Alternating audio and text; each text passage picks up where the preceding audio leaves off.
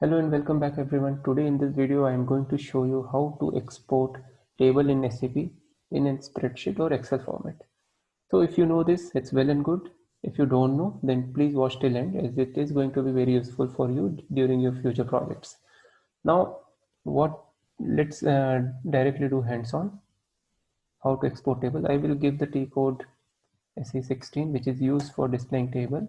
I will give one random table name VBRK. Let's execute this randomly. The records has been displayed. Now what I want to export this entire table in Excel format.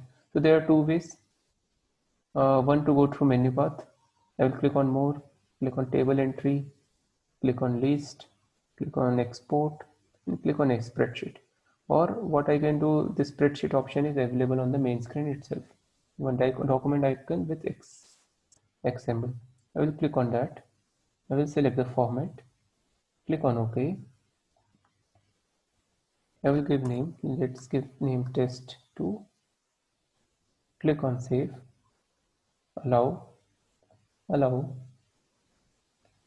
the table has been exported. I will close this. I will go to desktop. So here it is.